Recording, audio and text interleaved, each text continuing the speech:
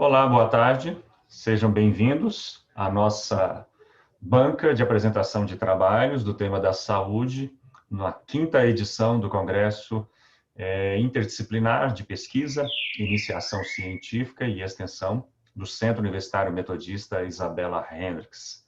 Nós queremos dar as boas-vindas e também o agradecimento aos nossos participantes e também ao nosso corpo docente, a todos os pesquisadores que fazem parte do nosso congresso, com muita alegria, nesta edição que de certa forma, diferenciada por ser uma edição totalmente remota, totalmente online, por causa das medidas de distanciamento social da pandemia da Covid-19. Foi para nós um grande desafio, porque o Congresso Isabella Hendricks ele ocorre sempre no primeiro semestre, foi assim nas 4 primeiras edições.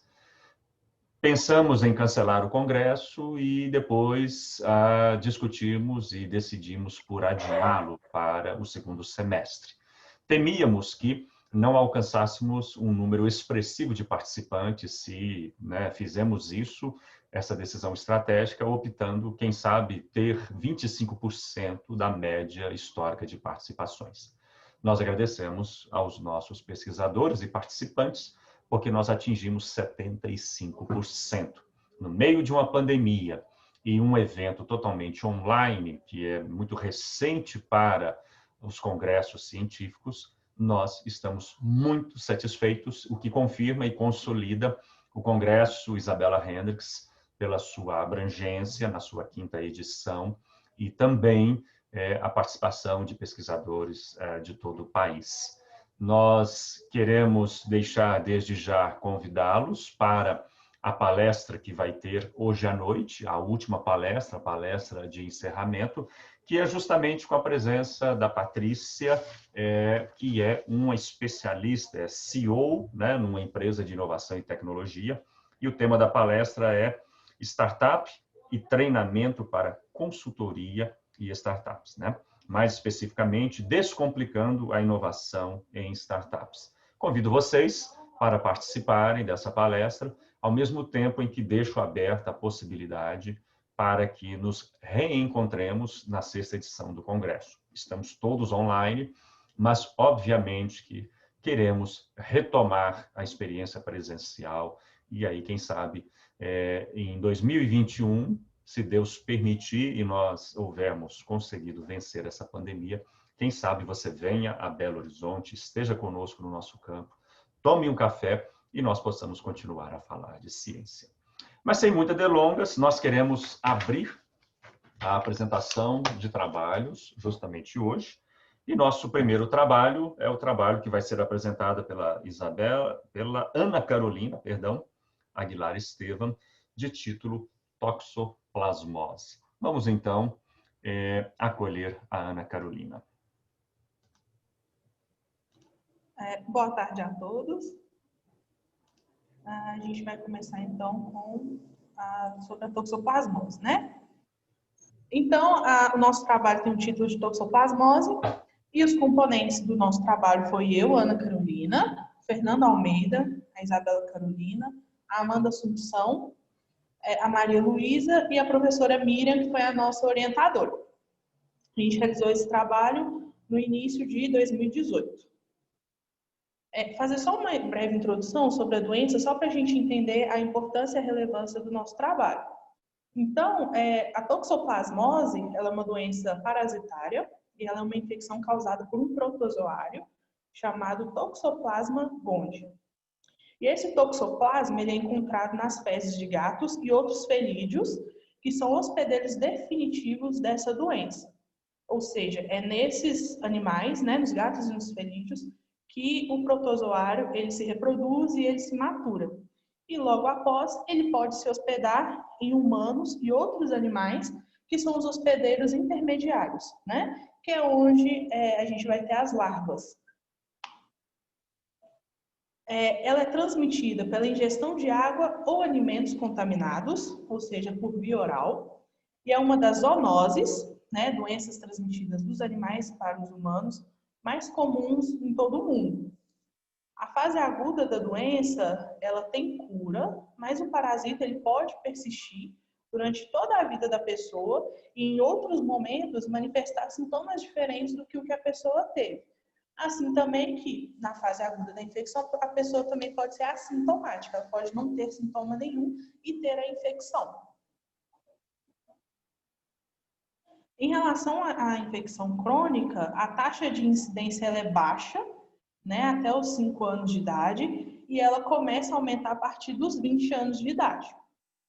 A maioria das pessoas, como eu já havia dito, quando se infectam pela primeira vez, elas são assintomáticas, então por isso elas não passam por tratamento nenhum, né? Mas se for numa infecção mais crônica, aí ela já começa a trazer algumas complicações. E aí a gente vai ter as complicações oculares, a questão fetal, né? Pode transmitir da mulher para o feto.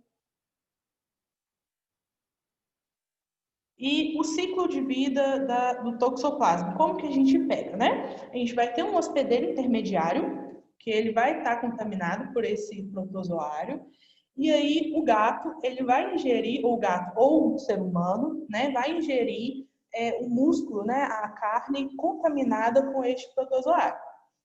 E aí, dentro do gato, que é o hospedeiro definitivo, depois de ter consumido o cisto, esse protozoário vai começar a vida dele, vai se maturar, vai se reproduzir. Logo após, vai se transformar em oocistos, e esses oocistos vão sair pelas fezes. E essas fezes vão contaminar o nosso solo, pode contaminar a água, os alimentos que caem no chão. E a partir daí, nós, né, crianças ou os animais, eles podem entrar em contato com esse solo contaminado, com essa água contaminada, e aí se infectar, se contaminar com o cisto da toxoplasmose.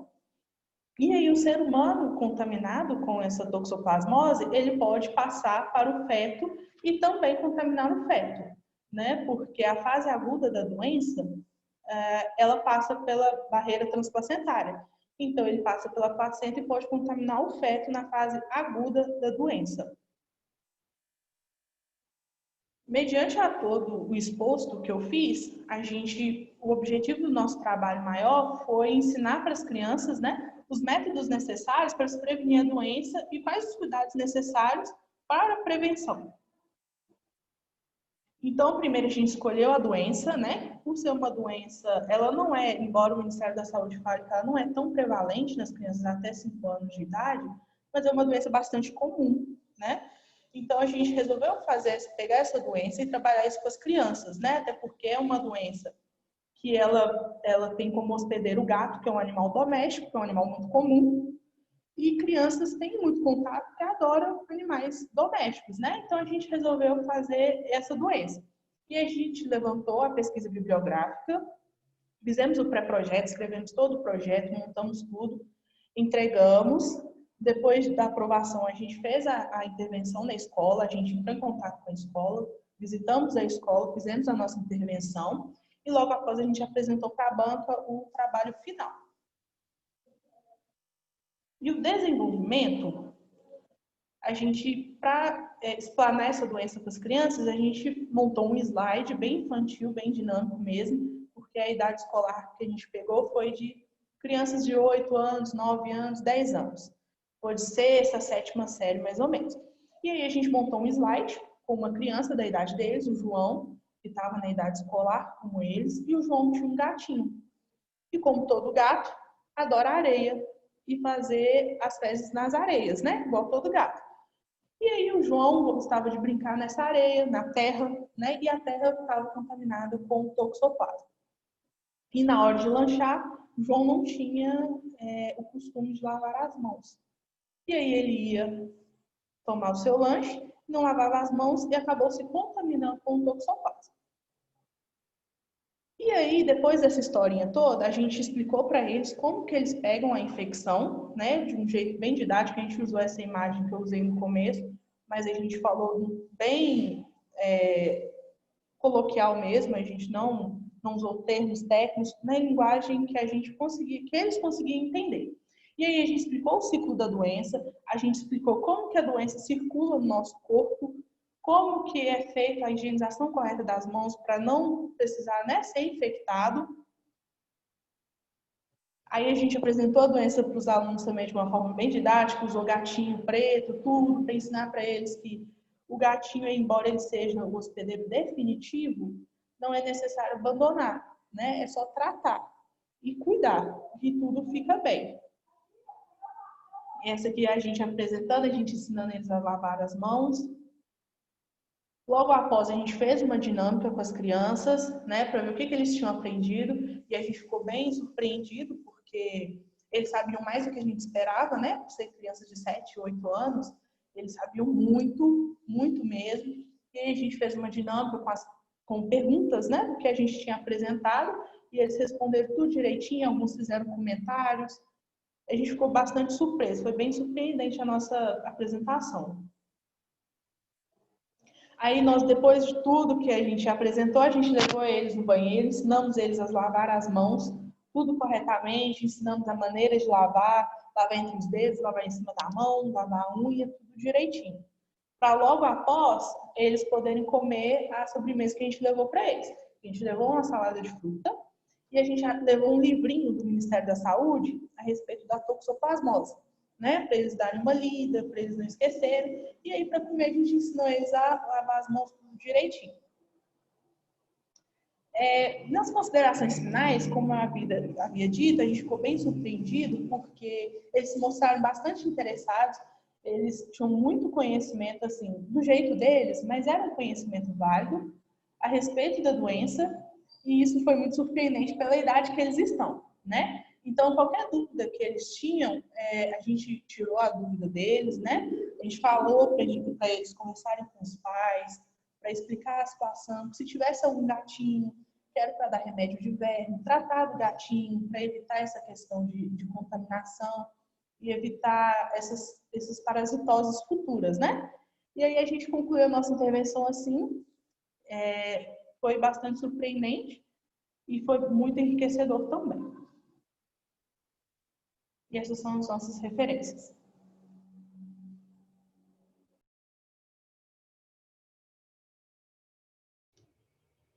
Ok, nós agradecemos a Ana Carolina pela apresentação do trabalho. Obrigado pela sua participação. Dando prosseguimento, nós vamos agora verificar. Fernando Almeida Costa está presente? Estou sim, professor. E vai nos apresentar o trabalho Biossegurança e Segurança do Paciente. Exatamente. Tem mais algum trabalho, Fernando? Não. Nosso só esses dois mesmo, hoje. Aí, professor, o mesmo esquema anterior, né? Eu estou com o vídeo nesse perfil, mas a gente vai entrar com os slides para o outro. Se eu puder habilitar, por gentileza. Deixa eu confirmar aqui. Acho que eu tinha colocado, era o Rafael, né? Deixa eu retirar a permissão dele. Vou colocar para o Fernando. Você quer que coloque a permissão no seu perfil? Para o que está sem imagem. Isso, só está meu nome. Fernando Almeida. Isso. Isso, perfeito. Pode fazê-lo. Então, deixa eu compartilhar aqui.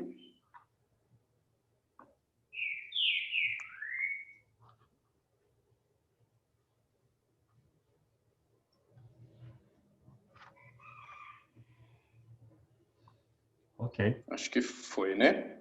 Estamos vendo.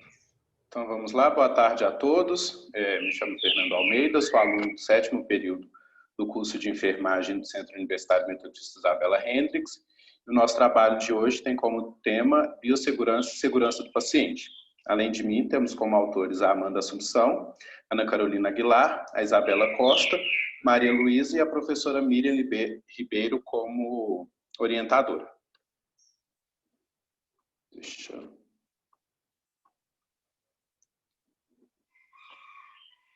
Então, é de conhecimento geral a importância da biossegurança, né, em relação à esterilização e à desinfecção dos materiais para procedimentos cirúrgicos, dos mais complexos aos mais simples. Toda a organização do CME precisa, CME é Centro de Materiais e Esterilização, precisa rigorosamente ser fiscalizada para impedir qualquer tipo de evento adverso que prejudique ou coloque em risco a segurança do paciente e do profissional. Nós realizamos esse trabalho, ele é sobre o trabalho de atividades práticas integradoras, né, para a conclusão do semestre. Nós realizamos ele no final do segundo semestre de 2019 e com o objetivo de fizemos a visita, né, a um CME de uma instituição hospitalar de Belo Horizonte, com o objetivo de analisar, então, a prática dos conceitos básicos de biossegurança nessa unidade hospitalar, que proporciona situações de exposição a micro-organismos e a utilização de EPIs para proteção e precaução de doenças. Então, nós realizamos uma visita técnica, juntamente com a professora Gabriela, onde nos foi aplicado, a professora elaborou um questionário para a gente identificar as condições do centro, né?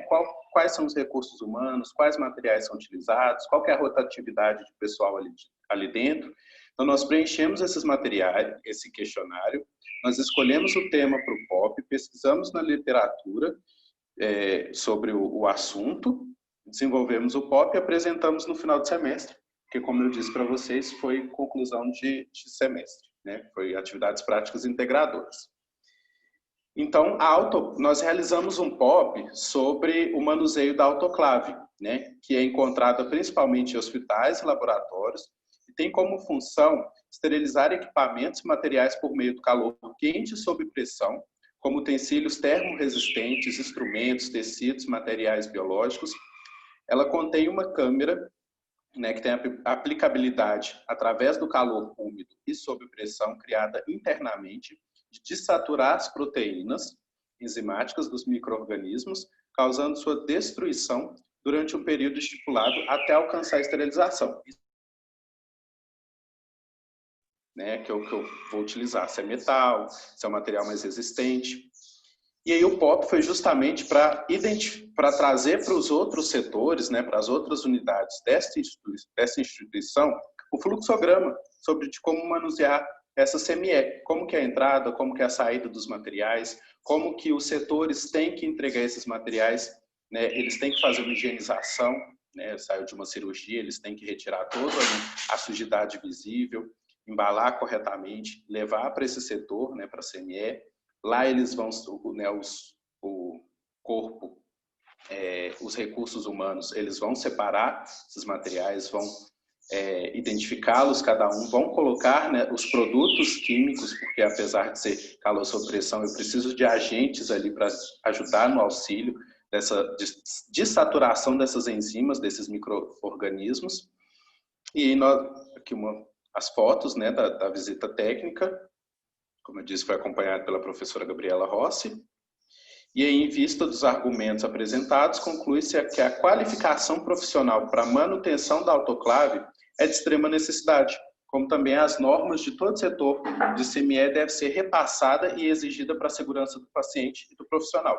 Como eu disse para vocês, não é de conhecimento geral dos outros setores da instituição como que é o funcionamento desse equipamento, né? Então, eles imaginam que, como um passe de mágicas, eu vou entregar esse material sujo e vou receber esse material quando eu precisar totalmente esterilizado.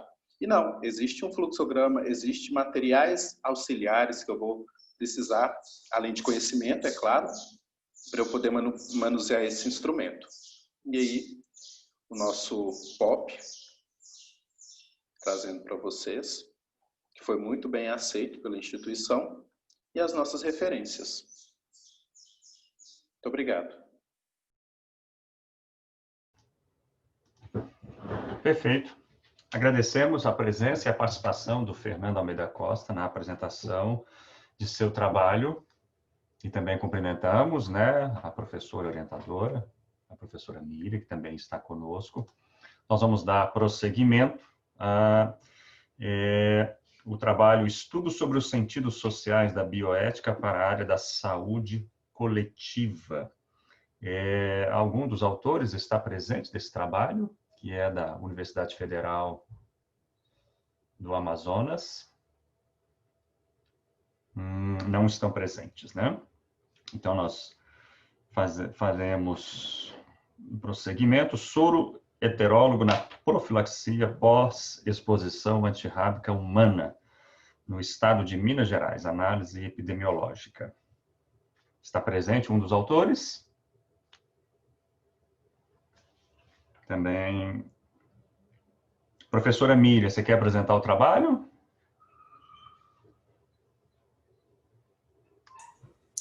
Não, o professor José Aparecido, eu vou entrar em contato aqui com a Delma e com o Vitor, né? Deve ser por causa da ordem, então eles devem estar. Eu até estava conversando com a Delma aqui. Já já eu te dou um retorno. Não, né? A Rose já está presente, ela vai apresentar um trabalho também, né? E só enquanto eu entro em contato aqui com a Delma e com o Vitor. Perfeito, sem problema. Eles podem. Ok, obrigada. Depois, na sequência da ordem. Temos um próximo trabalho, padrão de dispensação de anti-inflamatórios prescritos por cirurgiões dentistas no Serviço Público de Saúde no Estado de Minas Gerais em 2017. Temos alguém presente deste trabalho? É o meu trabalho. Boa tarde. Está conosco o Alex. Alex, você opera os slides ou quer que eu opere? Eu posso compartilhar a tela. Tá, então deixa eu habilitar você aqui. Deixa eu ver quem precisa habilitar.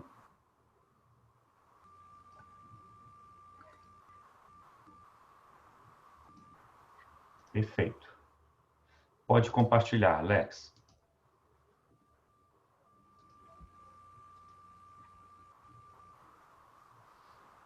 Acho que foi. Vocês conseguem ver a tela compartilhada? Isso, estamos vendo. Então tá ok. Bom, boa tarde a todos. Eu sou Alex, meu trabalho é intitulado Padrão de Dispensação de Anti-Inflamatórios prescritos por cirurgiões dentistas do Serviço Público de Saúde no Estado de Minas Gerais em 2017. Esse estudo foi desenvolvido no programa de pós-graduação em odontologia da UFMG.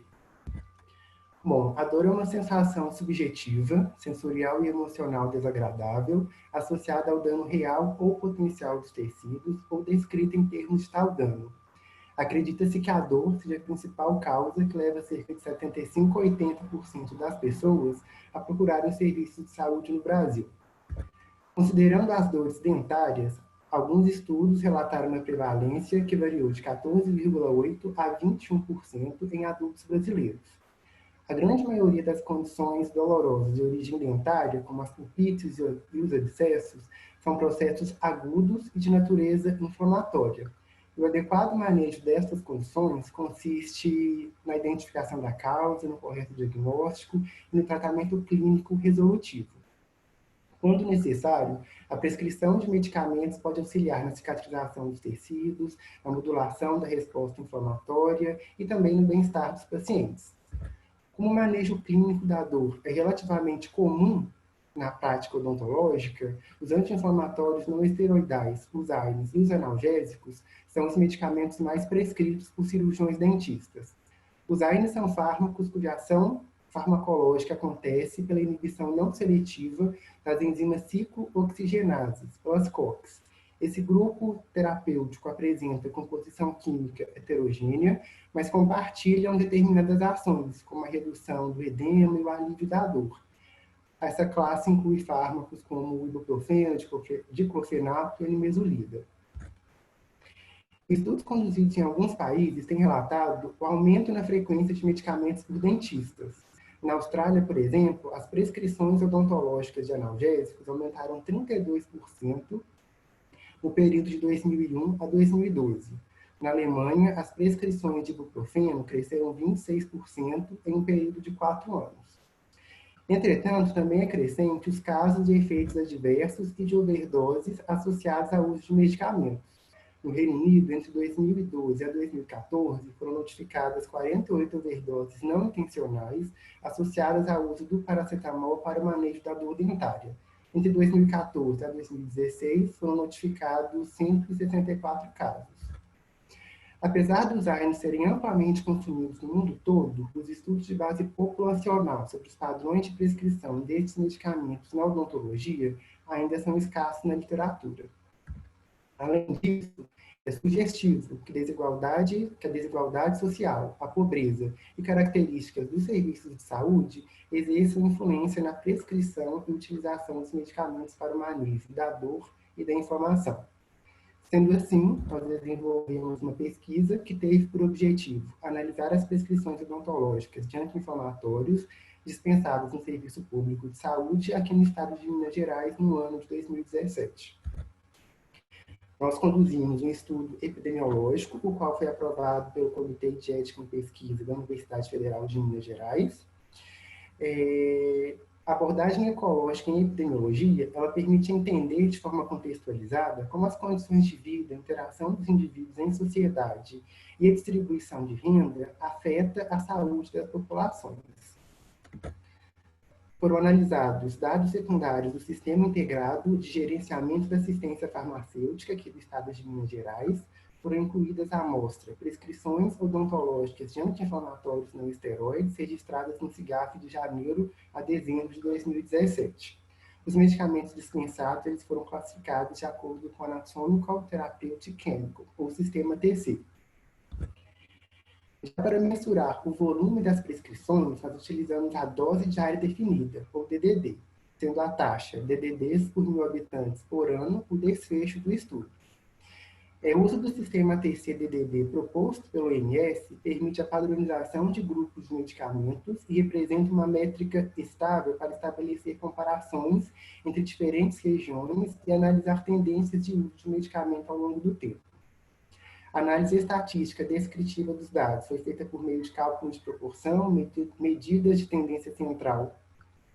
E já na análise comparativa, nós utilizamos o modelo de árvores de classificação e regressão para testar a possível interação de variáveis sociodemográficas e do serviço de saúde bucal com desfecho. As variáveis independentes testadas, sociodemográficas, foram o índice de desenvolvimento humano dos municípios, o índice de Gini, quantidade de famílias beneficiadas pelo programa Bolsa Família e a proporção da população rural. As variáveis dos serviços de saúde foram o número de cirurgiões dentistas no serviço público, número de equipes de saúde bucal, a cobertura da primeira consulta odontológica e o percentual de procedimentos odontológicos individuais preventivos. Entrando em resultados, 59% das prescrições de anti-inflamatórios foram para indivíduos do sexo feminino. Os anti-inflamatórios corresponderam a 26,9% de todos os medicamentos prescritos por cirurgiões dentistas em 2017, e essas prescrições foram registradas em 319 municípios aqui no estado de Minas Gerais. O ibuprofeno foi a substância química que apresentou maior frequência de prescrição, totalizando 63%. Em segundo lugar, a nimesulida, totalizando 25,7% do total dos anti-inflamatórios. A análise inferencial dos dados demonstrou uma associação positiva entre o número de cirurgiões dentistas que atendem no serviço público, a cobertura da primeira consulta odontológica, o número de equipes de saúde bucal e a proporção da população rural com o desfecho. Nós encontramos uma associação negativa da variável quantidade de famílias atendidas pelo programa Bolsa Família com a prescrição de anti-inflamatórios por dentistas. Finalmente, os achados desse trabalho evidenciam que características sociodemográficas e características do serviço de saúde bucal exercem forte influência sobre os padrões de prescrição dos medicamentos para o manejo da dor e da inflamação. Esse fato chama atenção para as desigualdades no manejo da dor dentária em indivíduos residentes nos municípios rurais, mais pobres e com menor infraestrutura nos serviços de saúde bucal. Eu finalizo aqui minha fala e agradeço pela atenção de todos. Muito obrigado, Alex, pela sua participação, exposição do seu trabalho. Vou pedir a gentileza aí de você interromper. Você já fez, né? Já. Vamos dar prosseguimento. Ecoterapia à luz da semiótica. Também é um trabalho do pessoal lá da Federal do Amazonas. Eu acho que não tem. Tem alguém desse trabalho? Chegou? Não. Ok, vamos caminhando. Prevenção de intercorrências mamárias para evitar o desmame precoce. Temos Alguém desse trabalho também, que é orientado pela professora Miriam? É o meu. Rosiane. Olá, seja bem-vinda, Isso. Rosiane. Você Obrigada. opera seu slide ou quer que eu opere? Então, pode operar. Eu cheguei a enviar hoje o que eu salvei em PDF. Ou então posso compartilhar também, não tem problema. Você tem Deixa eu... condições de compartilhar? Se você tiver, posso colocar Vou você. tentar aqui. Deixa eu atribuir você primeiro. Ah, sim. Por favor.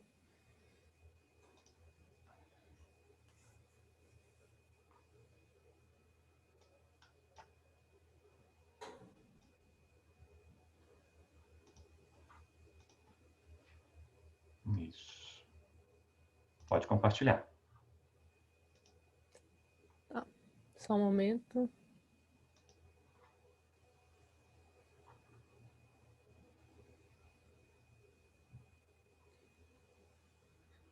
Deu certo?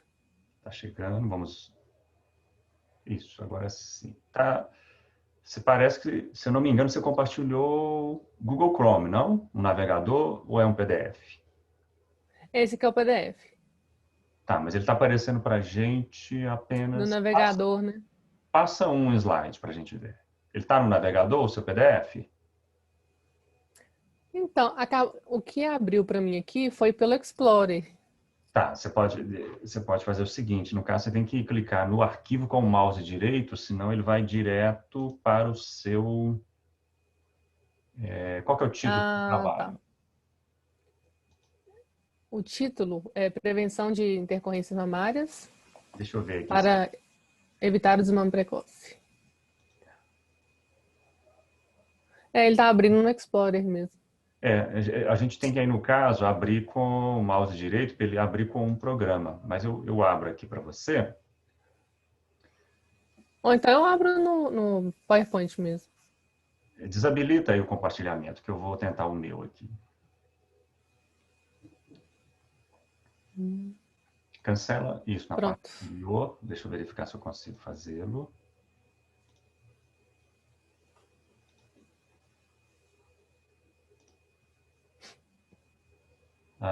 Isso. Tá todo mundo vendo? Deixa eu colocar em tela cheia. Alguém pode me dar um retorno aí se está vendo o trabalho? Estou vendo, sim. Apareceu.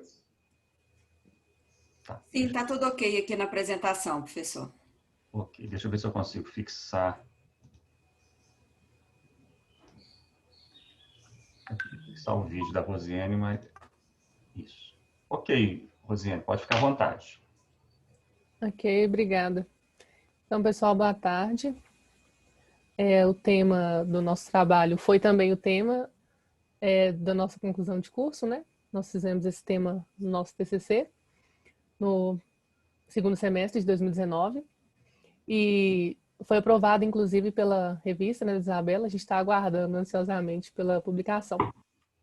Então, nosso tema é prevenção de intercorrências mamárias para evitar o desmame precoce. Minhas colegas também, Amanda Silvana Fernandes e Graziele Maria Pereira, ajudaram na construção desse trabalho. E a nossa orientadora é a professora mestre Gabriela Rossi. Pode passar? Sim. Bom,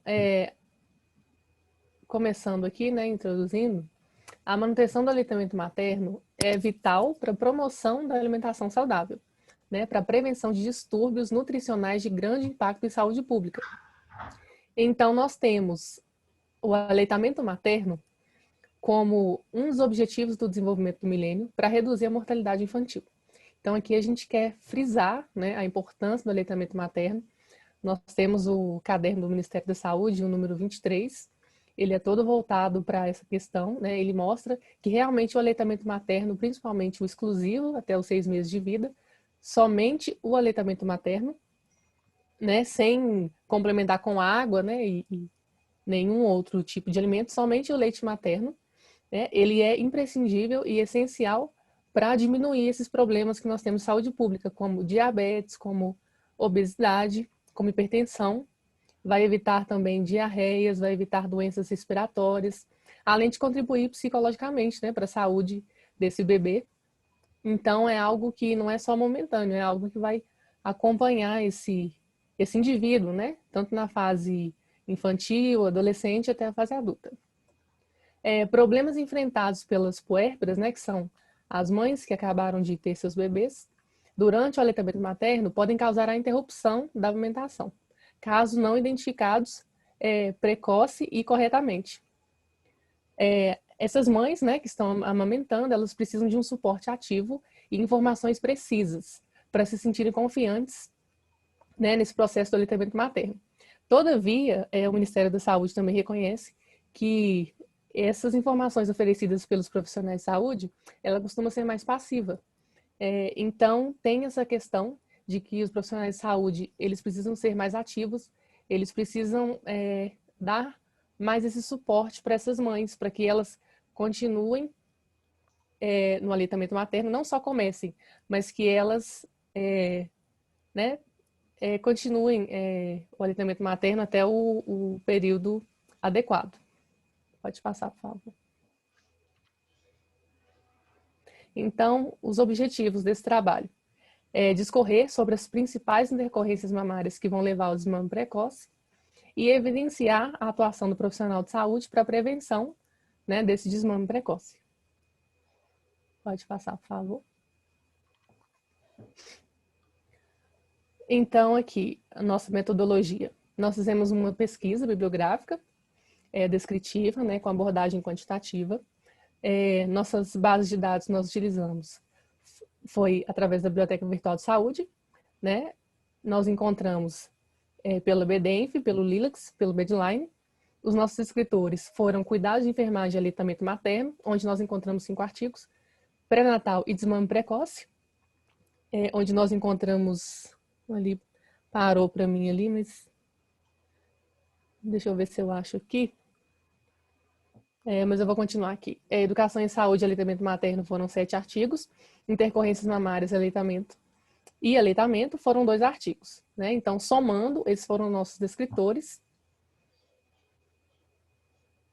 Pode passar, por favor.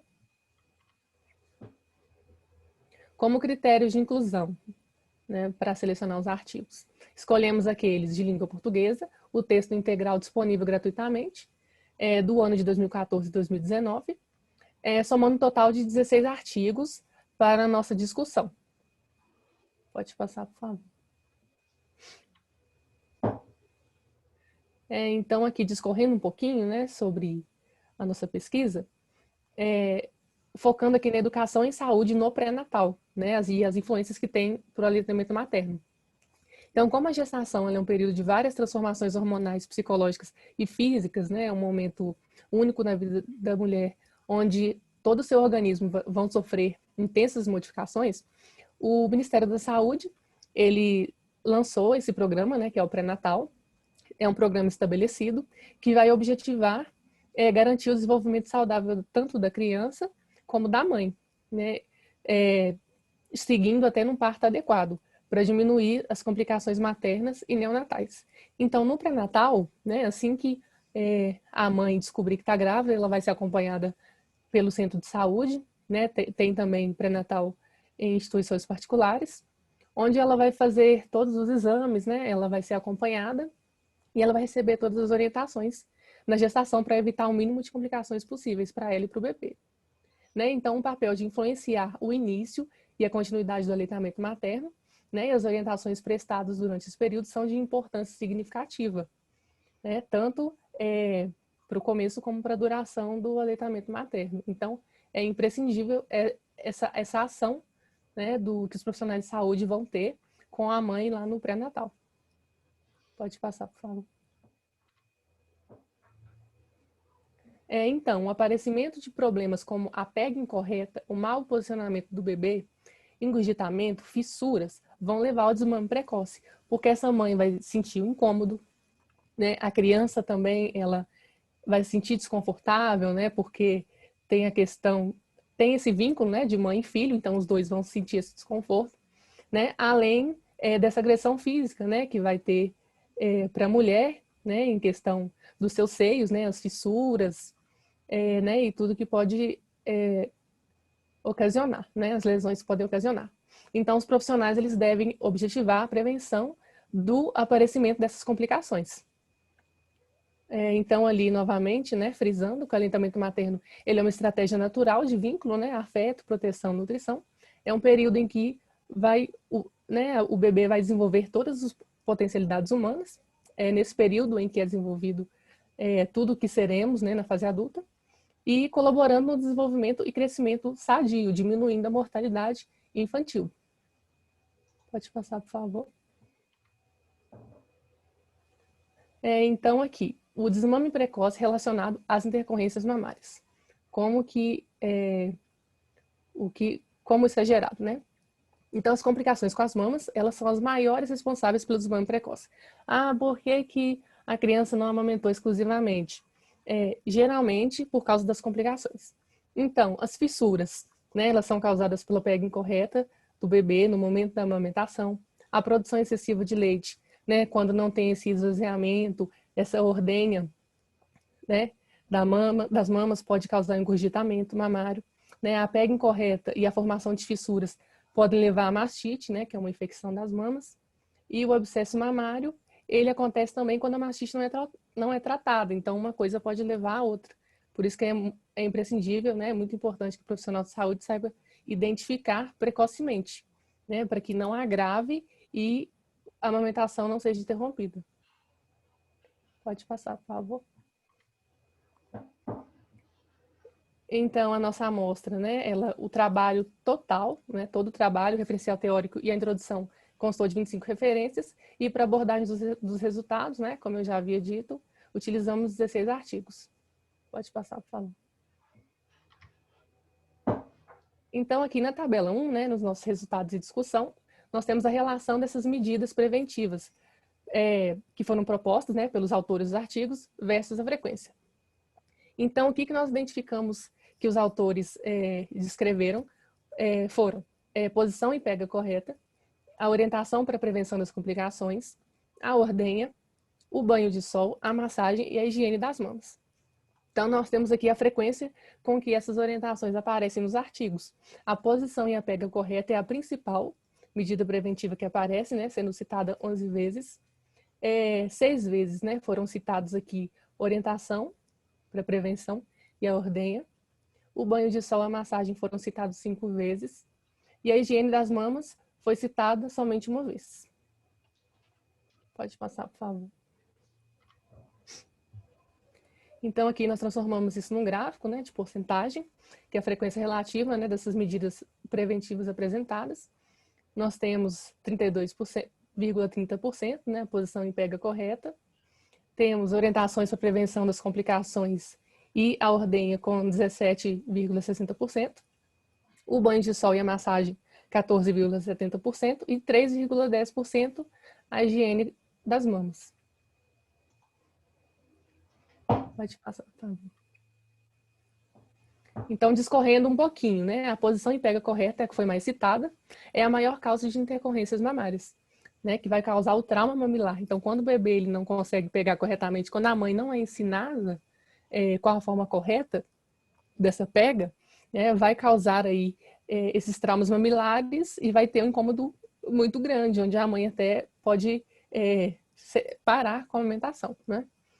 Vai influenciar diretamente, né, na saúde das mamas e no ganho de peso desse recém-nascido. É a orientação mais recebida durante o pré-natal, ou deveria ser, né? E o aconselhamento individual ou coletivo vai representar uma estratégia para reduzir os índices de complicações.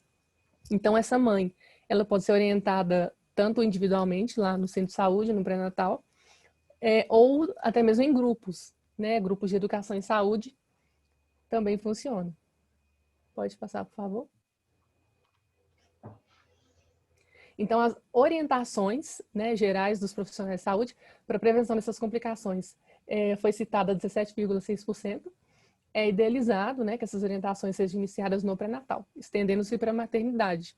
Ou seja, a mãe ela vai ser ensinada desde que ela começar o pré-natal até lá no hospital, antes dela ganhar e até depois que ela ganhar esse bebê. Né, como eu já falei aqui. A ordenha manual foi citada 17,6% também, né? Ela é associada com compressas frias, né, em caso de mão engurgitada, ou a ordenha para coleta do leite, né, especialmente quando a mulher retornar às suas atividades laborais, né? Então, é importante também as mães serem orientadas quanto a isso. Pode passar, por favor. O banho de sol, ele teve uma frequência de 14,7%. É um meio de prevenir, né, o trauma mamilar, uma forma de tratamento também das fissuras. Pode ser isolado, né, ou associado ao uso de calêndula ou do próprio leite materno, dispensando o uso de fármaco, né? Então, as pesquisas mais recentes, né, os especialistas em amamentação não recomendam utilizar qualquer tipo de fármaco, né, ou pomada, né? Somente o próprio leite ele pode ajudar ali a prevenir essas fissuras. As massagens também foram citadas 14,7%, né, de frequência. O tratamento auxiliar do engurgitamento associado ao... Essa seta ficou na frente aqui para mim. Né, então, vai haver a dissolução dessas pedras, né, e o engurgitamento e dor, ou seja, vai cessar o engurgitamento e dor, vai facilitando também a pega. Deixa eu só abrir aqui no meu, para eu falar direitinho. Já mostra aqui, ó.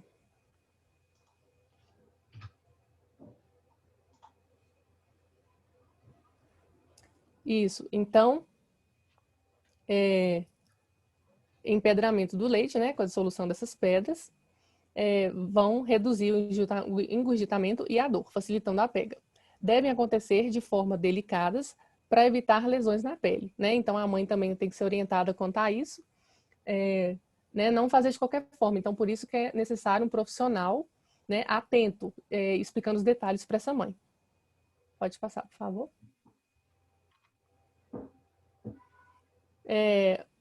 A última ação proposta, né, preventiva, a higiene das mamas, com 3,1% de frequência, evita a mastite, infecção das mamas, normalmente associada à fissura mamária, e a higiene das mamas deficiente, né, porque é porta de entrada para micro-organismos. Higienizar e secar as mamas é igualmente importante para prevenir o desmame relacionado à mastite. Pode passar, por favor. Então, a nossa conclusão, né, é que a prática da amamentação ela tem sido interrompida pelas mães precocemente devido a essas intercorrências mamárias, que podem ser evitadas com orientações dos profissionais de saúde durante o pré-natal, né, e puerpério, que é o momento quando a mãe ela ganha esse bebê, incluído principalmente o posicionamento e pega correta pelo bebê. Fica claro que as intercorrências citadas pelas puérperas, né, ocorrem, né, devido à falta de orientações dos profissionais de saúde, que devem ser os facilitadores dessa informação, passando confiança e informações claras e objetivas, sanando as dúvidas e as inseguranças relacionadas ao aleitamento, né? Então, diante disso, né, o presente estudo ele identificou a educação em saúde como principal estratégia para evitar o desmame precoce e incentivar a amamentação exclusiva, né, que é um papel essencial, né, do profissional enfermeiro para a melhoria da qualidade de vida, né, da mãe e do recém-nascido e do bebê. Né? Então, esse foi nosso trabalho. Ok. Agradeço a Rosiane, a exposição do seu trabalho. Muito obrigado. Passou um pouquinho do tempo, mas como tinha um ou dois trabalhos que já faltaram, né, resolvi não te interromper. Muito obrigado, Rosiane. O próximo trabalho também do grupo da Federal, eu acho que ele não se encontra, caracterização de alterações morfológicas estomatognáticas na clínica fonoaudiológica. Nós passamos, então, ao próximo, as interfaces da cultura organizacional nas ações, projetos e eventos de extensão universitária. Temos alguém desse trabalho? Cirlei, Rivânia, Poliana? Sim, Shirley. Shirley. Como Sim. vai, Shirley? Tudo bem? Tudo bem, obrigado você. Tranquilo. Você opera seu slide ou quer que eu opere? Você, por favor. Tá, deixa eu recuperá-lo.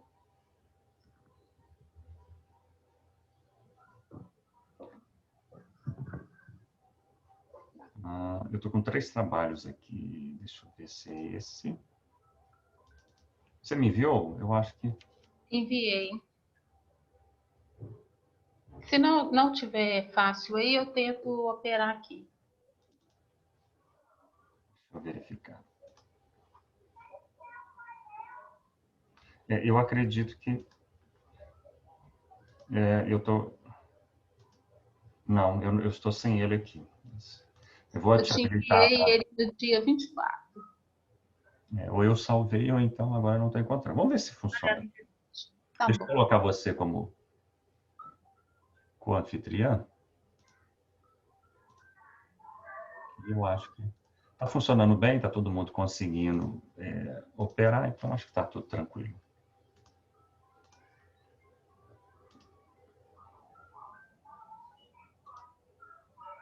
Por que você não está? Deixa eu ver aqui.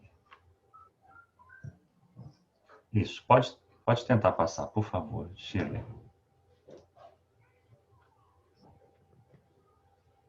Todo mundo está vendo? Sim, nós estamos vendo. Boa tarde. Eu sou Shirley, eu sou aluna da Universidade Federal de Minas Gerais e eu curso Gestão de Serviços de Saúde. Esse trabalho foi desenvolvido por mim e outros colaboradores, né, a Rivânia, a Poliana e o Marcos.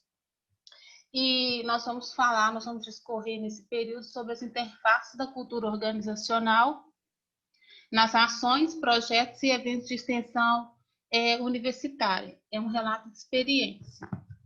E para inserir sobre essa temática, talvez não seja tão comum, né, na vida de todo mundo, a extensão universitária enquanto formação do aluno graduando, a extensão universitária ela parte do pressuposto de sociedade e universidade, cada um com o seu saber, e esse saber ele é compartilhado, ele não é um saber sobreposto, onde que a universidade sabe mais e a população recebe. Na verdade, o conhecimento ele tem que ser partilhado, ou espera-se, né? E aí ele demanda para as organizações de ensino algumas coisas muito peculiares. Uma delas são os desafios. Esses desafios eles podem ser classificados como desafios internos, que são os inerentes à organização, e os desafios externos, que são aqueles que a sociedade está inserida, tipo a escassez de recurso, a compreensão do fenômeno científico, são desafios que a universidade enfrenta junto à comunidade. E, para tudo isso, tem-se ainda a tomada de decisão com equidade. E aí são os diversos fatores, os diversos atores envolvidos que estão inseridos nesse processo. Nunca somente a universidade vai ser a tomadora de decisão, porque nós partilhamos a extensão universitária como um saber compartilhado. Porém, por se tratar de diversos saberes, diversos valores e diversas missões, nós temos um grande desafio, que é a cultura organizacional. E aí, especificamente, a cultura organizacional da universidade. Se tratando de universidade pública, espera-se que todo graduando ou que todas as pessoas inseridas pensem a extensão universitária como um fator inerente à formação. E aí nós precisamos das interações sociais, elas precisam estar estabelecidas, pré-estabelecidas e depois delineadas e definidas, mas ela parte de uma realidade organizacional. Essa realidade organizacional, ela envolve os processos, a cultura organizacional e os apontamentos que são feitos mediante a cultura organizacional, que são os processos internos da própria organização. Vale ressaltar que uma universidade pública, ela é extremamente burocratizada, e aí nós temos as tomadas de decisão, que também envolvem processos burocráticos, e aí nós temos os valores e as missões da organização. E aí o nosso objetivo é descrever as interfaces da cultura organizacional nas ações, projetos e eventos de extensão universitária. E aí nós utilizamos como metodologia uma pesquisa descritiva, a nossa abordagem é qualitativa, nós utilizamos para fazer esse relato a observação participante, Isso significa que os autores eles estavam inseridos nesse processo de formação, então a gente participou na condição de pesquisador e na condição de atuante, e aí foi feita coleta e análise de dados. Essa coleta de dados nós utilizamos um diário de campo para registro dessas informações, e a partir desse registro nós conseguimos fazer o relato de experiência e comparando com as evidências científicas que nós encontramos. E aí nós utilizamos as ações que nós participávamos, eventos e projetos de extensão. E aí o resultado ele aponta o seguinte, vamos começar primeiro pelo relato, né? O grupo de extensionista ele é formado por discentes voluntários. O perfil demográfico eram 24 discentes de períodos distintos, de um curso noturno, e também docentes de diversos cursos da saúde, e envolvia ações intersetoriais. E aí nós abrimos, eu faço citação ao Corpo de Bombeiro Militar de Minas Gerais, ao Hospital das Clínicas de Minas Gerais, o Hospital João 23, o Serviço Móvel, o SAMU de Belo Horizonte, a Abramed e a SOMIT, entre outras pessoas que participaram. E aí, exclusivamente, a gente faz uma citação também aos alunos da Rede Pública Municipal de Belo Horizonte. E aí, nós chegamos à discussão de que a cultura organizacional se manifesta pela forma em que a instituição responde às demandas socioculturais. E aí é um grande viés para a discussão, por quê? Porque existem os valores internos e existe aquilo que é intrínseco à instituição. E ela se respalda em normas normatizadas ou subentendidas, porque nem tudo é muito claro, e a partir de valores e crenças, assumindo aspectos sociais para a manutenção da organização na sociedade. Então, aqui, dentro desse contexto cultural, a gente tem um viés político de manutenção. Vale ressaltar que em universidade pública não existe a procura por falhas de mercado, não existe competitividade. Então, a gente parte por um outro setor, que é a dificuldade dos colaboradores em aceitar ou aderir ao diferente. Porque existe a comodidade da função que ocupa. Existe resistência à mudança de cultura organizacional, isto muito por causa da imposição, da comunicação ineficaz e da falta de capacitação e das incertezas se aquilo vai ser melhor ou não. Mas, apesar disso, existe ainda o poder como forma de controle. E o poder como forma de controle, ele traz como desafio para a extensão as disputas e os conflitos estabelecidos dentro da organização, isso fica evidenciado aos alunos extensionistas, o não comprometimento em realizar atividades profissionais e dificuldade por parte dos alunos extensionistas de acesso a serviços básicos.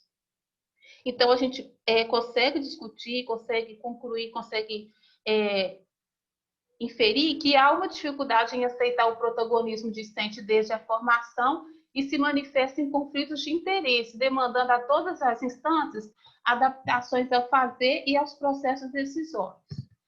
E aí a gente conclui que, mesmo havendo os desafios decorrentes da cultura organizacional, ainda assim a extensão universitária é um espaço de construção e conhecimento para a atuação das diversas organizações. E aí as nossas referências e o nosso muito obrigado.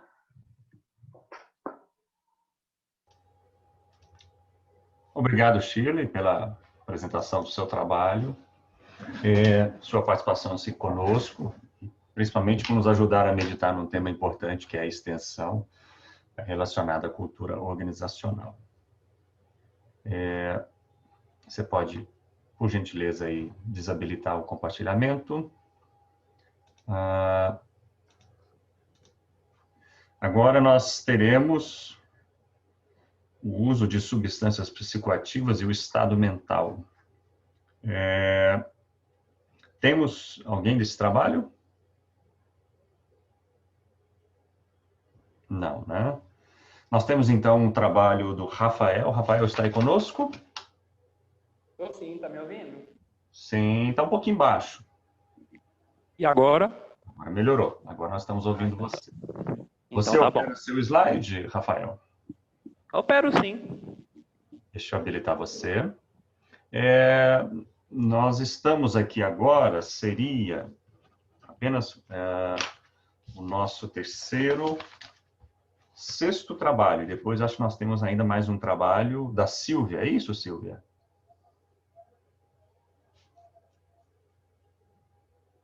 Ela acho que não está me ouvindo. De certo modo, com essas ausências, nós vamos ter condição de fazer todos numa rodada só, e depois a gente abre para essas perguntas. Tudo bem? Ok. Então, deixa eu habilitar aqui o Rafael.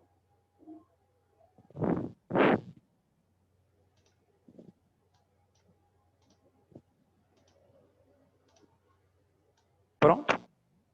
Pronto, pode tentar aí o compartilhamento.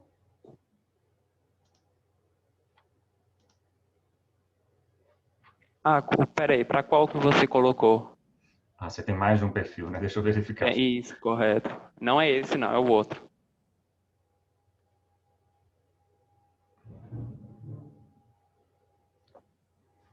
O último está aqui, só um minutinho. É o que está sem áudio. Isso, pode testar.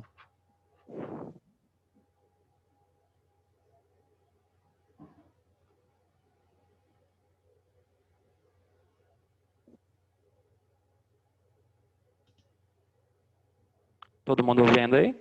Estamos vendo, perfeito. Ok. Vou começar. Oi, boa tarde. O meu nome é Rafael Miranda. Eu vou apresentar o trabalho que é intitulado Uma abordagem sobre as necessidades estéticas masculinas. Esse trabalho ele foi confeccionado juntamente com o especialista em estética João Carlos de Araújo.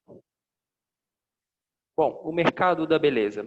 A integração dos meios de comunicação atual, Instagram, Facebook, Twitter, ela acaba criando o desejo e reforça a imagem padronizada de ideal de beleza nos homens. Tudo isso associado à juventude, ou seja, você tem que ser belo para sempre e você tem que ser jovem para sempre. O homem contemporâneo, ou seja, o homem da sociedade atual, ele é diferente dos homens das décadas de 60 e 70. Por quê? Porque ele é vaidoso. Hoje, ele se preocupa mais com a sua beleza. Não somente se preocupa para agradar a si mesmo, mas também para uma exibição estética. Quando eu falo exibição estética, eu estou relatando a respeito de oportunidades, ou seja, o homem moderno, ele acredita que se ele estiver bem apresentado, bem vestido, ele acaba tendo mais oportunidades de emprego, além de obter uma satisfação pessoal na construção da sua própria imagem.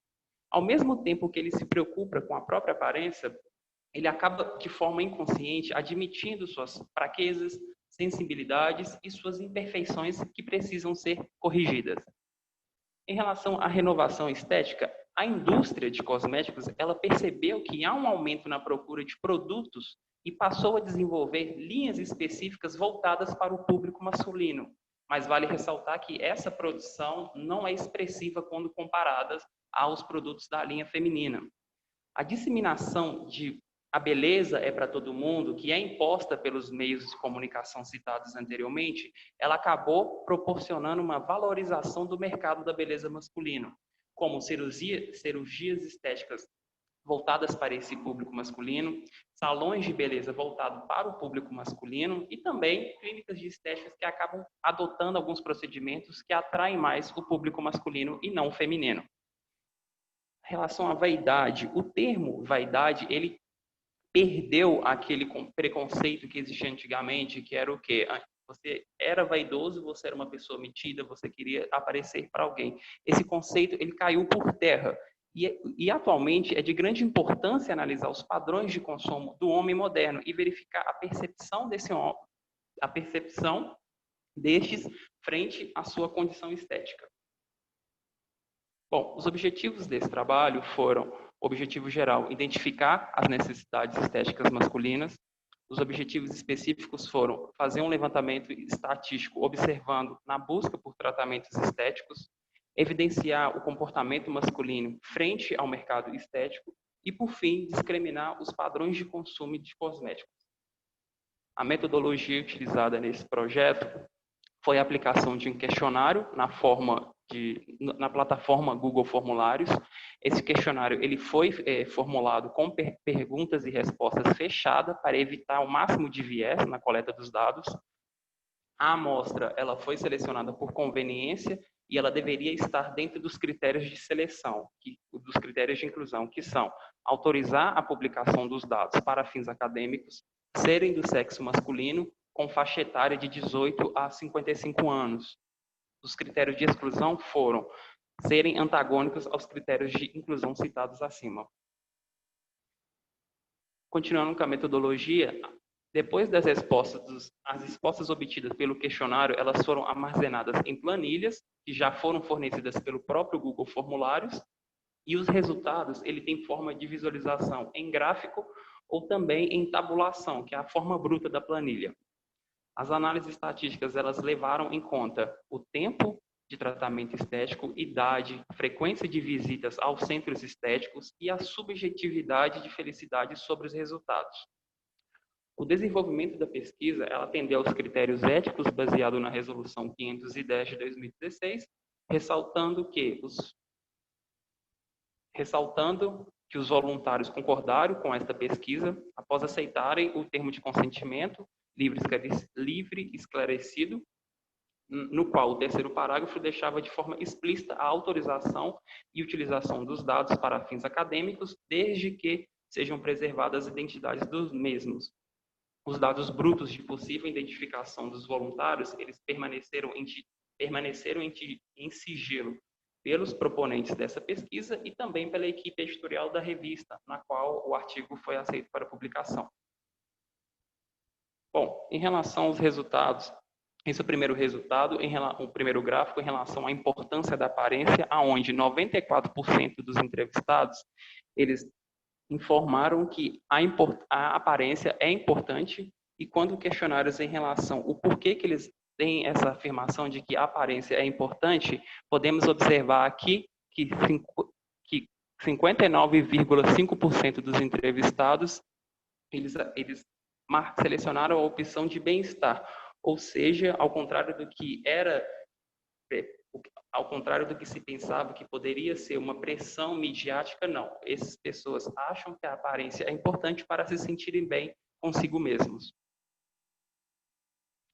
Em relação ao uso de cosméticos e pele bem cuidada, 83% dos entrevistados, eles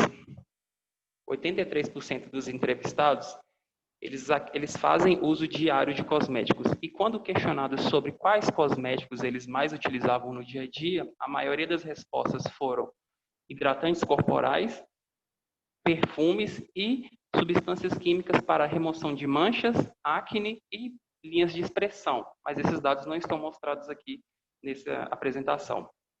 Quando questionados em relação à pele bem cuidada, se eles acreditam que possuem uma pele bem cuidada, 64,3% dos entrevistados, eles alegam que sim, que eles acreditam terem uma pele bem cuidada. Porém, é um pouco contraditório, uma vez que, analisando os cosméticos que os entrevistados mais fazem uso no dia a dia, nós não encontramos um protetor solar, por exemplo, porque o protetor solar ele acaba bloqueando a radiação UV, o que causa um fotoenvelhecimento. Em relação à satisfação com o corpo, foi perguntado aos voluntários se existia algo em seu corpo que os incomodava. 67,9% dos entrevistados, eles alegam que sim, que há algo no seu corpo que não os satisfazem. Quando questionados quais eram as queixas, eles alegaram a frequência de 26 indivíduos alegam que o excesso de gordura ou o excesso de peso ou gordura localizada é um dos itens, é uma das queixas que mais apresentam, que mais causam insatisfação no seu corpo. E também, quando questionado se esses indivíduos teriam interesse em fazer algum procedimento estético, boa parte dos entrevistados questionaram sobre redução das linhas de expressão da face e também remoção da gordura localizada. Bom, a conclusão que nós chegamos é a seguinte: em relação à quebra de paradigmas, que o público masculino ele se importa com a sua aparência e indo indo de contra aquele pressuposto de que o homem ele não tem interesse em manter a sua aparência, ou seja, que ele é desleixado. Essa pesquisa mostrou que não, ele se preocupa sim com a sua aparência. Em relação ao consumo em ascendência, ou seja, o resultado mostrou que os homens eles se preocupam com a sua aparência e consomem cosméticos voltadas para a manutenção da sua própria beleza, a busca pela beleza. Bom, os resultados aqui demonstraram que a busca pela beleza e juventude da pele refletiu nos produtos consumidos pelos entrevistados, onde a maioria da amostra atribui o consumo de produtos do tipo hidratante corporal e principalmente produtos para rejuvenescimento, como remoção de manchas na pele e sinais de envelhecimento. Desenvolvimento de produtos, ou seja, a indústria atual, a indústria de cosméticos, ela é capaz, sim, de criar alternativas para o melhoramento da pele, assim como o profissional esteta. Ele é capaz de informar e disseminar o conhecimento para a população, para que a população tenha ciência a respeito dos tratamentos e correções que podem ser realizadas nas suas imperfeições, e com isso proporcionar uma melhora na baixa autoestima dos indivíduos. Meus agradecimentos à banca, aos voluntários que participaram da pesquisa, família, amigos, ao Instituto Isabella Hendricks, à Faculdade Estácio e ao Instituto René Rachou. Muito obrigado. Nós agradecemos, Rafael, a exposição do seu trabalho. Obrigado por trazer aí os resultados para conosco. Vou pedir que você, por gentileza, desabilite o compartilhamento. E nós teremos, então, nosso último trabalho hoje,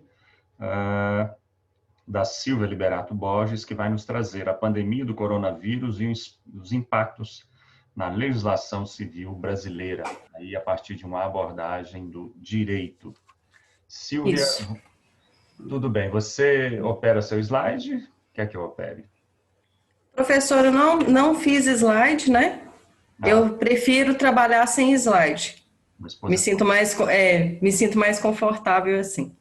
Uma exposição dialogada, né? Então, isso, uma exposição dialogada. Ok. Então, vamos lá.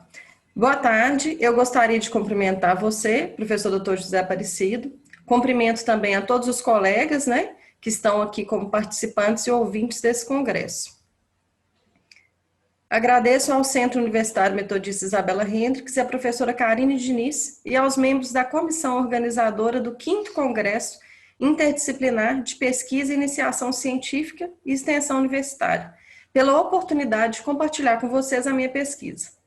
É um prazer estar aqui nesse ambiente, né, um ambiente tão acolhedor e propício para que a gente dialogue as nossas pesquisas, divulgue os nossos resultados.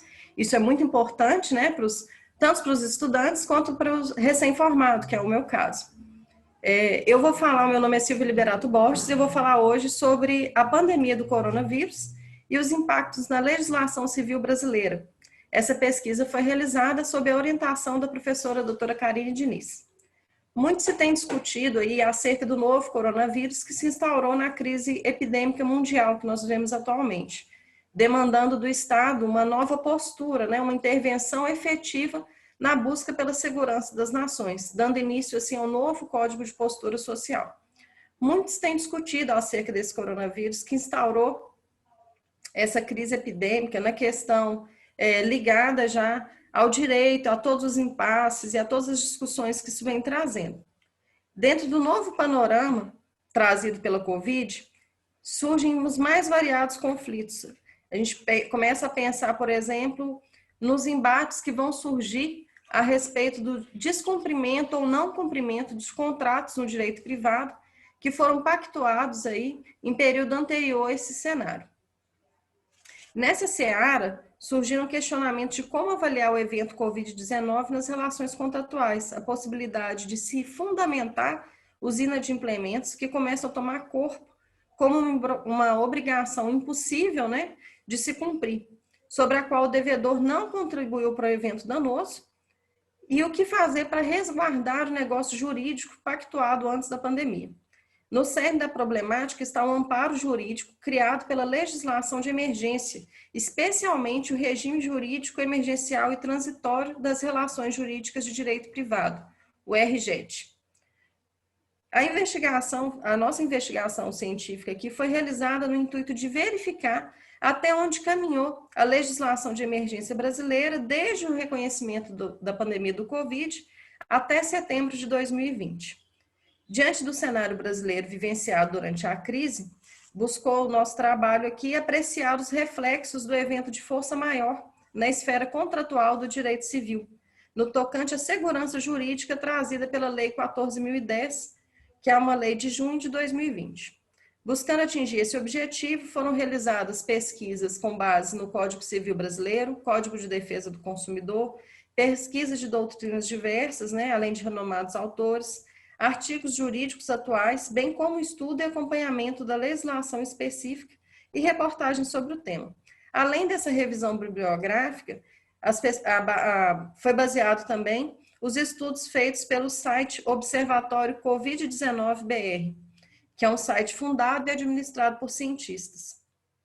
A pretensão dessa pesquisa é contribuir com os profissionais e estudantes, fomentando substrato para debelar as questões de direito civil suscitadas pela pandemia do Covid-19, tendo como amparo a Lei 14.010, de junho de 2020, em consonância com o Código Civil e o Código de Defesa do Consumidor. Em meados de dezembro de 2019, começa a ser notificado o surgimento da Covid-19, que se trata, e como acredito que todos aqui já saibam, de uma doença de infecção respiratória.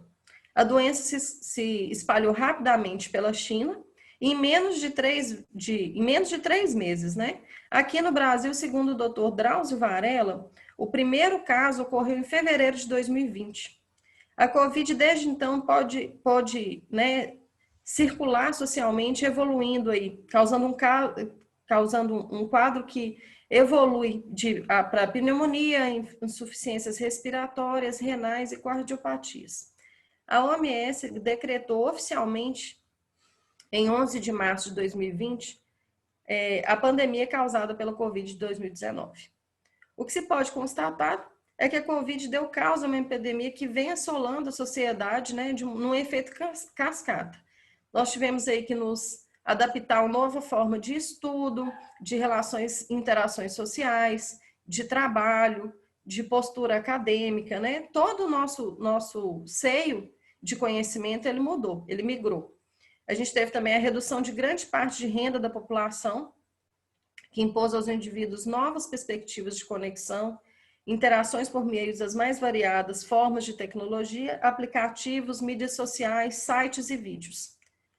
O governo brasileiro demorou muito para enfrentar a epidemia com a seriedade necessária, E, apesar disso, ele vem buscando minimizar o número de vítimas, levando em consideração que o Sistema Único de Saúde, o SUS, não tem um aparato necessário para lidar com uma população do tamanho da população brasileira, e dentro do que o governo pode fazer, é incentivado e direcionado a questão da quarentena, da postura da quarentena.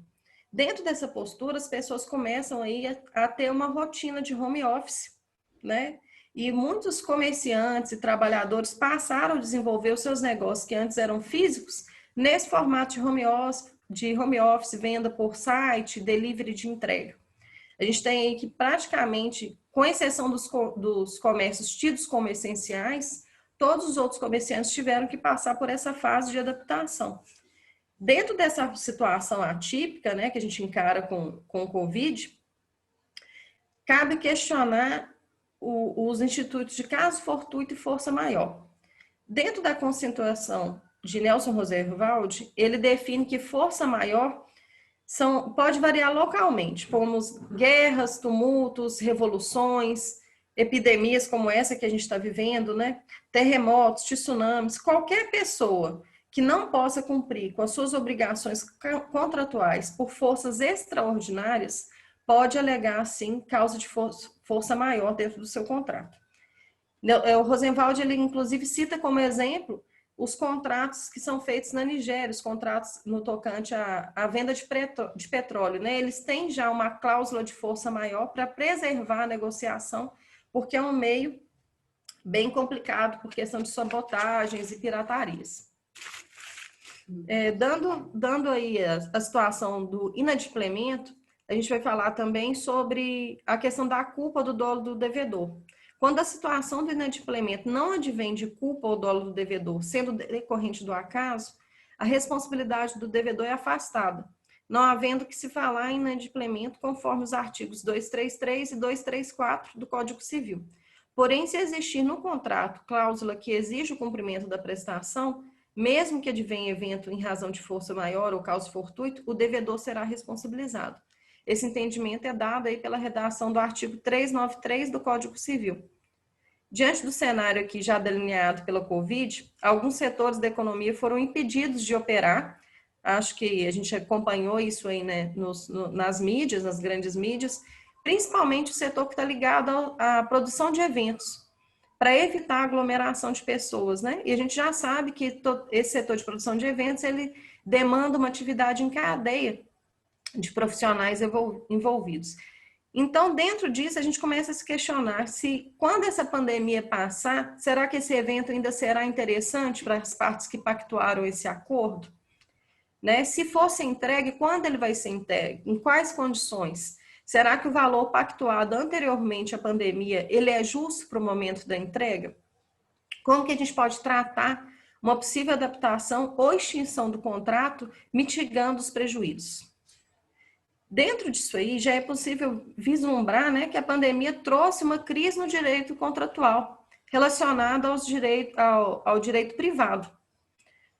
A gente tem que falar também sobre a questão da mora, né, na entrega do contrato e até da total impossibilidade de execução do negócio. Nesse cenário, o Brasil, assim como outros países, vem promulgando, né, o estudo de leis e medidas para resguardar o negócio jurídico. A lei que o Brasil trabalha, né, no momento é a Lei 14.010. Ela nasceu de um projeto de lei que foi proposto pelo senador Anastasia, que era o 1179. E essa lei, ela prevê qual que é a postura a ser adotada durante o fator da pandemia, né? Durante essa crise aí. A questão toda é que, quando a lei foi promulgada, agora em junho de 2020, ela sofreu vários vetos da presidência, né? Por exemplo, a gente tem um capítulo aí que falava sobre contratos, ele foi totalmente vetado. E é uma lei que está gerando muita discussão, a gente ainda vai ter emenda dessa lei, vai ter novos debates, já tem novas sugestões, então a gente tem que realmente ficar atento para ver o que vem aí dessa lei. Eu selecionei alguns pontos, né, de artigos dessa lei que eu achei que foram mais pertinentes, mais curiosos, e vou citar alguns aqui. O artigo 8º da lei diz que até 30 de outubro de 2020 fica suspensa a aplicação do artigo 49 do CDC, que é o Código de Defesa do Consumidor, na hipótese de entrega domiciliar, de delivery, de produtos perecíveis ou de consumo imediato, e de medicamentos. Ou seja, não vai poder ser aplicado aquela regra que a gente conhece, direito de arrependimento no prazo de 7 dias. Até mesmo para garantir que as empresas, né, de entrega de delivery aí não se transformem num caos nesse tempo de pandemia. O artigo 9º diz que não se considera liminar para desocupação de imóvel urbano nas ações de despejo, a que se refere ao artigo 59, inciso 1º, da Lei 8.245. Esse artigo foi vetado, era um artigo que foi muito esperado dentro da lei, né, porque muitas pessoas perderam o trabalho e tinham a esperança, eu acredito, de usar a lei como uma ferramenta de resguardo, para ter um lapso maior, né, de tempo para conseguir adimplir com suas obrigações contratuais. Infelizmente, esse artigo foi vetado, o que significa que essa lei da pandemia não vai poder ser usada como justificativa para suspender ações de despejo. O artigo 15, até 30 de outubro de 2020, a prisão civil por dívida alimentícia prevista no artigo 528, terceiro e seguintes, deverá ser cumprida exclusivamente sob modalidade domiciliar, sem prejuízo de se exigir as respectivas obrigações. Ou seja, então, isso é uma coisa que é muito comum no direito, né? As prisões por dívida de pensão alimentícia, e agora as prisões vão ser feitas em efeito domiciliar. Ou seja, não muda nada para o devedor, e se ele já não cumpriu a obrigação antes, eu acredito que ele vai continuar não cumprindo, né? Então, infelizmente, por mais que a gente saiba que é uma medida de segurança para manter a contenção de número de indivíduos nas cadeias, né? É uma medida que prejudica bastante, principalmente as mães solteiras. Artigo 16. O prazo do artigo 611 do CPC para sucessões abertas a partir de 1º de fevereiro de 2020 terá seu termo inicial dilatado para 30 de outubro de 2020. Ou seja, o prazo de instauração do processo de inventário e partilha, que deveria ser instaurado dentro de 2 meses da abertura de sucessão, agora começa a contar em 30 de outubro. Dentro disso aqui que eu expliquei, né, reforçando mais uma vez, cabe a gente lembrar que vale a pena acompanhar de perto essa lei, a Lei 14.010 de 2020, ainda vai sofrer mudanças com certeza, e é uma lei que a gente não sabe por quanto tempo ela vai perdurar, porque apesar dela ter sido projetada para até 30 de outubro de 2020, a gente tem visto aí um cenário bem inseguro em questão do Covid, né? A Europa, por exemplo, já iniciou em vários países uma segunda onda do coronavírus. Então, a gente não sabe se essa data de 30 de outubro vai se manter ou se ela vai ser postergada. E dentro da minha explanação aqui, eu considerei que ficou demonstrado ao longo do estudo que a força maior oriunda do Covid-19 é um elemento transformador da legislação brasileira, cabendo aos legisladores e a todos os envolvidos na esteira dos processos jurídicos um olhar preciosista e inspirador para que toda a sociedade possa retomar a lida do cotidiano sob a perspectiva de um novo normal, mais justo e promissor para todos nós. Era isso que eu tinha para dizer. Perfeito. Muito obrigado. Eu que agradeço. Pela exposição do seu trabalho, trazendo aí as implicações jurídicas, né, para o campo da saúde. Nós tínhamos, acho que um trabalho, um aluno que a professora Mira ficou de contatar. Esse participante chegou? Não. Professora Miriam pediu para passar, infelizmente o aluno não vai conseguir comparecer, tá bom? Tá ótimo, sem problemas, nós compreendemos. Então, nós abrimos agora para aquele período em que nós podemos fazer reações. Aí eu deixo em aberto, né, vocês para reagirem, fazerem perguntas, considerações. Fiquem à vontade. Alguém gostaria de fazer alguma pergunta, alguma reação, solicitar algum esclarecimento a mais aí do que foi colocado? Eu queria sim. Está me ouvindo? Sim, estamos te ouvindo. Quem apresentou sobre biossegurança, acho que é Fernando Almeida, né? Ele está aí? Tô sim. Fernando, me tira uma dúvida aqui, em relação à biossegurança, você estava avaliando a autoclave, né? Qual que é o controle que é realizado para saber se a autoclavagem ela foi eficiente? Você sabe me dizer isso? São marcadores, né? Como eu disse na apresentação, são utilizados diversos mecanismos, né, de substâncias químicas, na verdade. Inclusive, nesse setor que a gente fez esse POP, essa visita técnica, eles utilizam papel, né? Agora eu não vou me recordar ao certo o nome desse papel, que uma vez que ele entra, ele passa por esse processo de autoclavagem e na saída esse papel sai de outra cor, né? Essa embalagem dos materiais muda de cor, confirmando aí a efetividade da autoclavagem. Seria isso? Sua pergunta? Então, eles pegam por exemplo, eu quero autoclavar um conjunto de placas, por exemplo, e eu insiro uma fita, um plástico. Uma fita, isso, é uma fita. Tá. Isso. Mas assim, essa fita, no caso, ela indica o que exatamente? É só... Porque, por exemplo, pode ser alguma coisa em relação à temperatura. Eles têm indicadores, né? No meio na primeira autoclavagem, eles colocam indicadores biológicos, né? Eles colocam os patógenos ali, e aí eles fazem essa análise ao término da primeira autoclavagem, certo? Se esse teste for ok, for positivo, faz placa dela, faz cultura desses materiais. Uma vez que não teve o surgimento de nenhuma bactéria, de nenhum micro-organismo, a autoclavagem ela pode prosseguir, tá certo?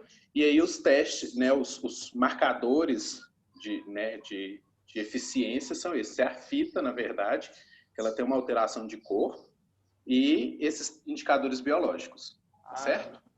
Certinho, beleza. Mais alguma pergunta, alguma consideração? Eu gostaria de fazer uma pergunta para a Shirley. Shirley, está conosco ainda? Sim, estou. Oi, Shirley. Queria saber de você, seu trabalho abordou a relação da cultura organizacional aí para as dificuldades com relação à extensão. O Centro Universitário Metodista Isabela Rendricks também tem extensão, eu sou o atual coordenador, e no nosso caso, como instituição particular, aqui nós temos alguns alunos, né? A nossa grande dificuldade é recurso, né? Então, assim, nós temos que, muitas das vezes, fazer a extensão com o envolvimento do professor, o envolvimento dos alunos, e, assim, às vezes a gente tem dificuldades com relação a, no caso, a essa cultura nossa administrativa. Mas como a gente já lida com pouco recurso e aí já tem que se virar, eu achei muito relevante seu trabalho por nos apresentar esses entraves, né? Gostaria que você comentasse qual eu sei que você fez na sua conclusão, mas assim, que apontamentos você traria para contribuir para que a universidade pudesse fazer essa ponte com a extensão, mesmo sabendo, lidando com essas dificuldades? Pode. É oportuno demais a sua pergunta. A escassez de recurso, ela existe para todo mundo, né?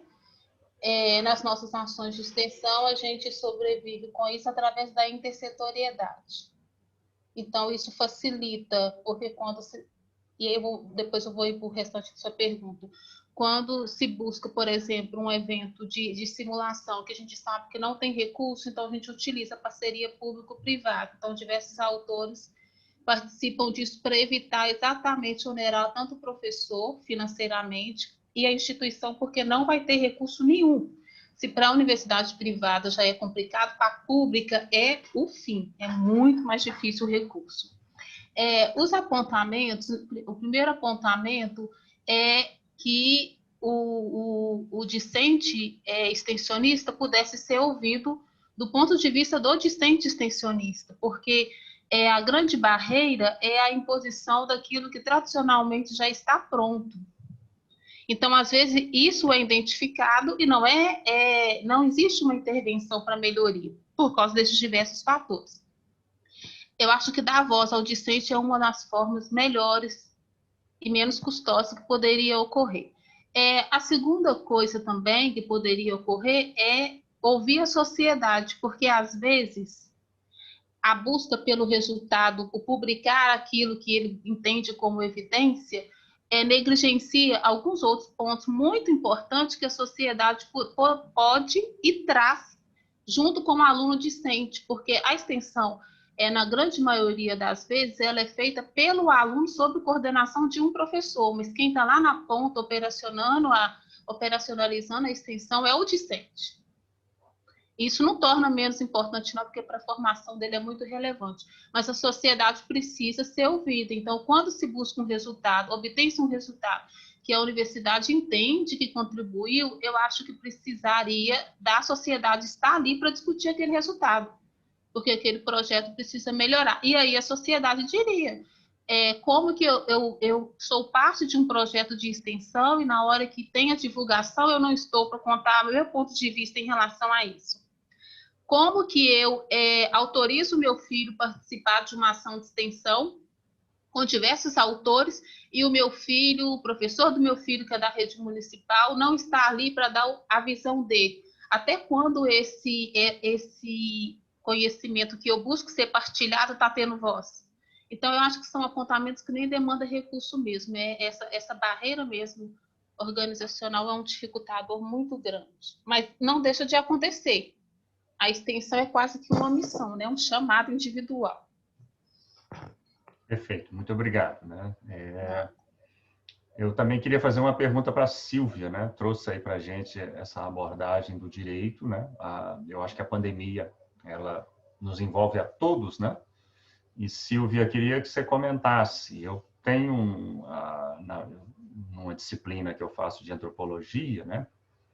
Em que eu faço uma discussão justamente sobre o papel aí da cultura, no caso, relacionado à saúde. Nós temos no Brasil muitos problemas relacionados culturalmente à saúde. Aquela coisa de que, e acho que todos vocês lidam com isso, aquela questão de que muitas pessoas não procuram serviços médicos, não procuram serviços de saúde por uma questão cultural. Ou eu vou no terreiro de macumba, ou eu vou na Universal, ou então eu procuro um cara que vende uma garrafada. Isso é um traço, né? Isso nos serviços de saúde, eu acredito que vocês estudam isso, eu trabalho isso na psicologia, né? São sistemas culturais de saúde.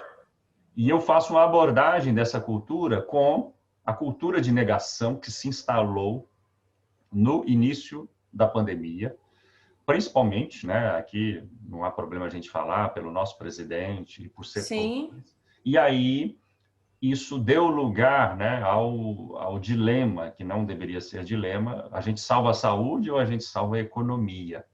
Exatamente. Eu queria que você abordasse para a gente, pelo menos um pouquinho, como que o direito tem visto, né, acredito que faz parte das discussões lá do seu curso, e um pouquinho, como que o direito está vendo essa coisa da negação, ou como que o direito tem se mobilizado. A gente sabe que nenhum governante vai ser responsabilizado por causa da pandemia. Sim. Há problemas jurídicos e constitucionais muito grandes.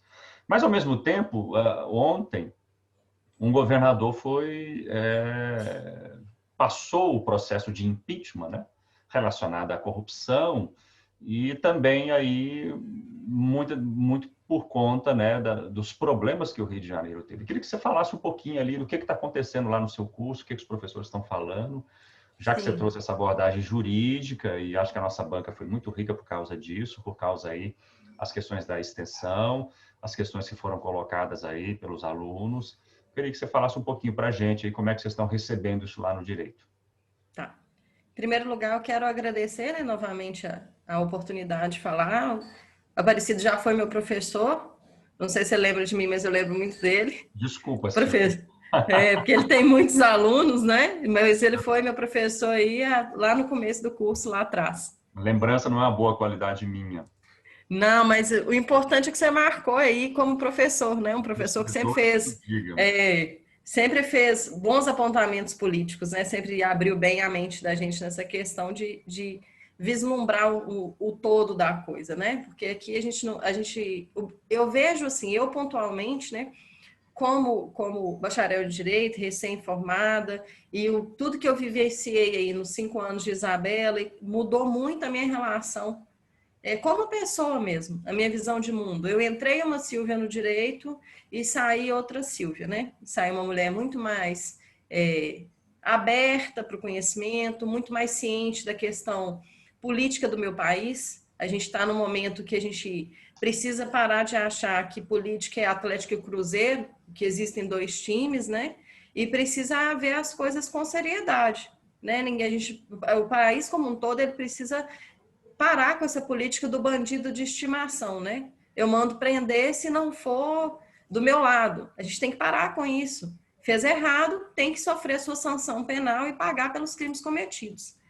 No tocante em relação à pandemia, de uma forma geral, o Brasil sofreu muito, né? Porque a gente tem um presidente que, infelizmente, ele fez esse papel de negação no começo da pandemia.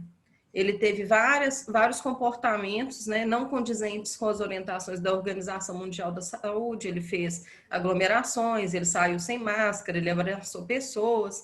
E aí a gente vendo o país, que é um país o Brasil como um país de proporções, né, continentais, nosso país é imenso.